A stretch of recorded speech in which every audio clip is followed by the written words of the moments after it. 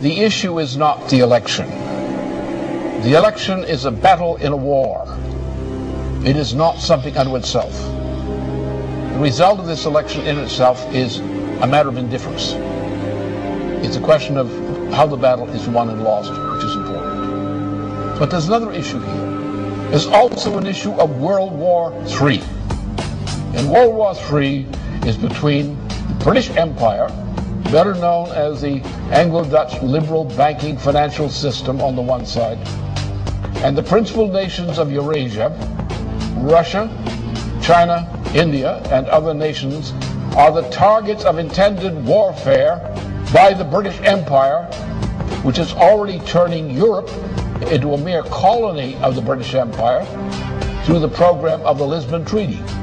If the Lisbon Treaty were adopted, and it's being pushed for adoption now, there would not be a single nation on the continent of Europe, west of Belarus and Russia, which had any sovereignty whatsoever. The British Empire would control the entirety of that region of Europe, from Portugal to the borders of Belarus and Russia, as a puppet of the Anglo-Dutch liberal financial interests. It is those interests represented in the United States for a long time have taken over control of the US dollar, control of the United States. Now they're moving in for the kill. The same cartel that put Mussolini into power in Italy, the same cartel that put Hitler into power in Germany. And we're now at the brink of something like a Hitler power taking over the United States. If they grab the United States, then they will grab all of Europe out of the Lisbon Treaty. If they control the United States and the parts of Europe under the Lisbon Treaty, then you will have an actual fighting war emerging on this planet.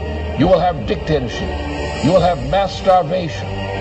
The elimination of whole sections of the population of parts of the world through starvation. And that's part of the British program. It's the food war. That's the situation. We're not dealing with an election. We're dealing with whether there is in the United States, in the top layers of society, the moral fitness to survive. And so far the vote is in the leadership of the Democratic Party and the Republican Party. Neither is morally fit to survive. They're as unmorally fit to survive as the people who backed Mussolini and backed Hitler back in the 1920s and the 1930s. And if we allow this to happen, we will get the same kind of treatment that the victims of Mussolini, Hitler, and so forth suffered. That's what we said. We have to win this war against that evil empire.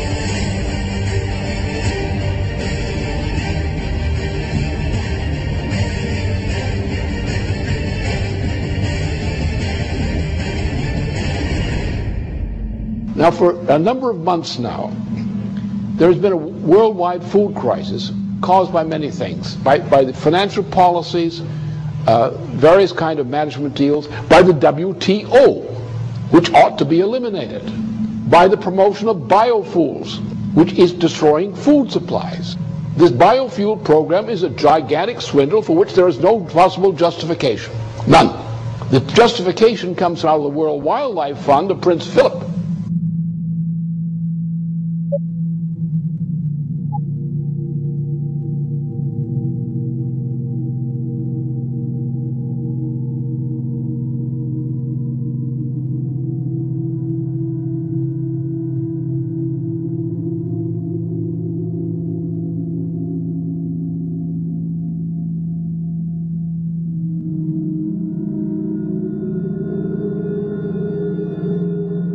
Zimbabwe, for example. What's the crime? You have an African population in Zimbabwe, which was one of the biggest fighters against the British Empire. They're not allowed to develop their own territory because London, by various mechanisms, prevents them from doing so.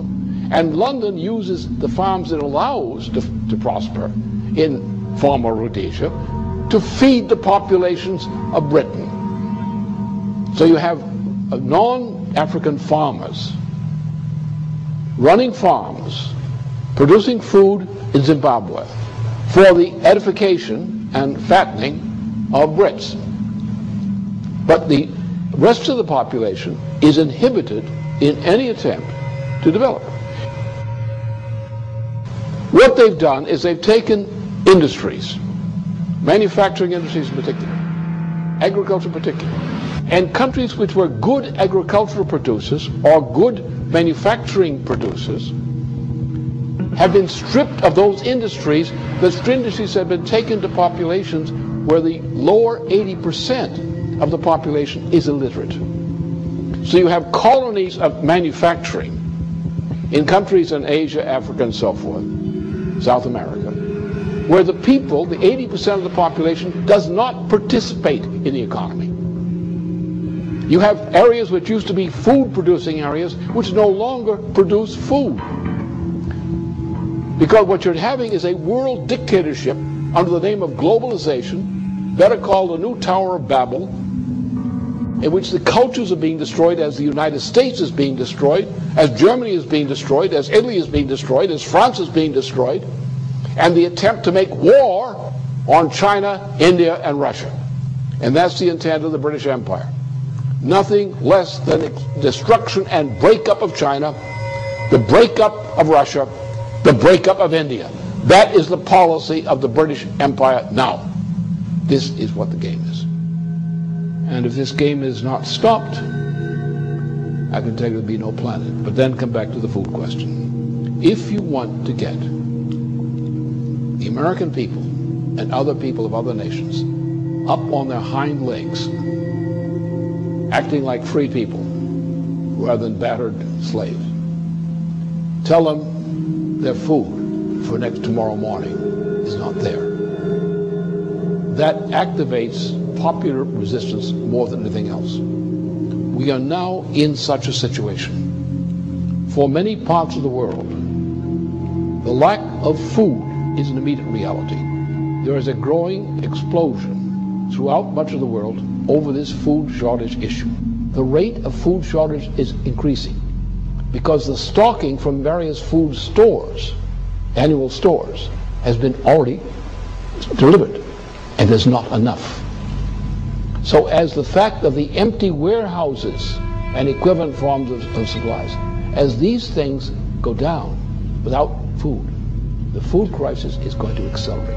And you're going to have not only other parts of the world, but also American citizens who are now faced with the threat of death by food shortages.